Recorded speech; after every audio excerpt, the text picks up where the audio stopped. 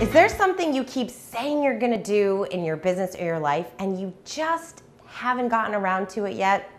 Today, I wanna share a couple strategies to help you demolish excuses and start taking more action. I called a friend of mine the other day who I haven't spoken to him in over a year. Fortunately, thanks to Instagram and Facebook, I feel like I have not skipped a beat with him and I know a lot about what's going on. So we started chatting and reminiscing about some old times and laughing. And then I said to him, "So are you happy?" And his response really shocked me. He said, "No, I'm really not. I don't love my job. And I just don't really think I'll ever find a position where I'm going to get paid for what I love to do." And I happen to know that he loves to write. He is super creative and he's a great writer. And I said, that makes me really sad because I know that there's a lot of people out there that they do get paid to write. And I gave him a couple of examples of friends of mine who are writers, and a lot of them are freelancers, or they have a business, or they use Upwork and Fiverr and they get jobs here and there.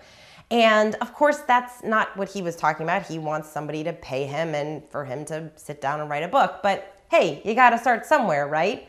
So I said, you know, I'm on a mission. I wanna help you get some of your creativity back. So why don't you, I'm gonna throw out a challenge. I challenge you, if you really do love writing, if that's very true to you, like it brings a lot of joy to your life and you really would love to someday maybe get paid to be a writer, why aren't you writing?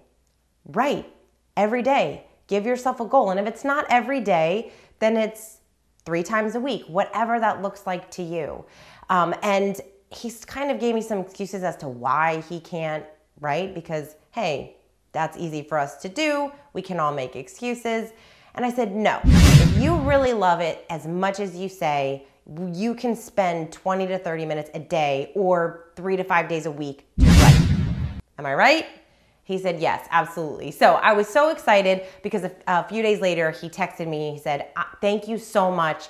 I've been writing every day, and we're actually gonna go to dinner so he can tell me about his creative process and show me some of the work that he has done, which I'm so excited about. So what does that look like for you? What is that thing that you keep saying you wanna do that is so like burning inside of you that you're excited about and you still haven't gotten started? One of my girlfriends, she has been talking to me for over a year about starting a blog. She has a lot of things that she wants to share with the world, and she still hasn't done it. She's overthinking and overcomplicating it. So whatever that looks like to you, I want to share a couple of strategies that I've used over the years to help me move forward in some of the more creative work that I want to do and help me get started, even though I might not yet know exactly where it's going to lead, but it's something that I so feel like I need to do, and it brings so much joy to my life. So the first thing is, I know it sounds pretty simple, start. Just start. It's so easy for us to overcomplicate and overanalyze and overthink. And hey, like my friend's blog, sure, it could totally turn into some kind of a business one day. We've seen a lot of bloggers who've been able to do that. But for now, it's just a lot of thoughts in her head. She feels like there's an audience that's gonna resonate with it. So start. Write the blog, share the blog, write the blog, post the blog, share the blog. Simple as that, right?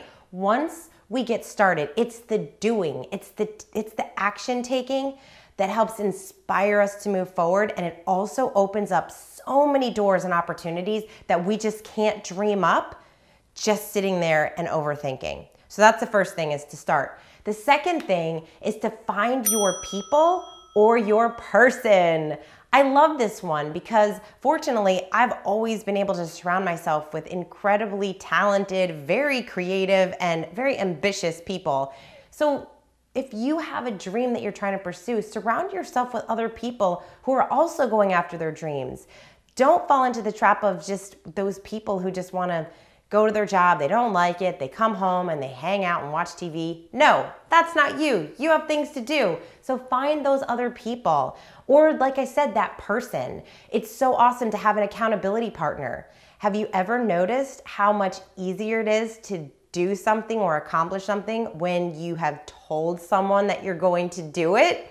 So I have a few friends of mine who we talk every month, and we're catching up on each other, because if I say, hey, I'm gonna do 3 videos a week, or I'm gonna start doing this one thing in my business, I know that person's gonna ask me about it. And that person's out there hustling, doing lots of cool things. So I wanna bring to the table when we meet the awesome things that I've been able to accomplish and do as well. So find those people and that person that you can stay connected to, that's gonna help inspire you, and also just give you that push, be that cheerleader for you, because we all need that when we're doing something, especially those creative things that we want to do that we would hope to someday turn into a business, but haven't yet figured that out. And then the third thing is to plan in bite-sized pieces. Like my friend with her blogging, just overthinking and overcomplicating. It's so easy for us to do. Instead, think about how you can break things down into bite-sized pieces. So for me, what was really helpful that I've discovered that I did a lot more of last year that helped me push a lot of projects forward is figuring out what kind of the 3-month goal is, or even a 30-day goal sometimes. And then I would break things down into I call them inspired activities. You can steal that if you want to. And I break my inspired activities down into daily, weekly, and monthly. So now I know all of those tasks that I need to do every day, like with my friend in writing. For 20 minutes a day, he's sitting down to write. Same thing with a blog. Maybe it's, hey, once a week, I'm going to post a blog and share it. So figure out what that looks like for you so that you can break it down into bite-sized pieces and you stop overcomplicating. So once you start and you find those people, now you have a process to keep things going and moving forward. And when we do all of those things, like I said, opportunities will show up. You'll start meeting really cool people who are also doing interesting things, connect with them, potentially collaborate with them, and build this whole other network of really creative, cool, passionate people that believe in the work that they're doing, and they know that they're meant to be doing something more than maybe their day job, or more in their business or their personal life, to just have a more joyful and happy life. Because that's what we want, right? So I want to hear from you. What projects are you working on? What is that one thing that you keep saying you're going to do and you just haven't gotten started? I hope that some of these tips will help you get started, because I would love for you to have a joyful life as well.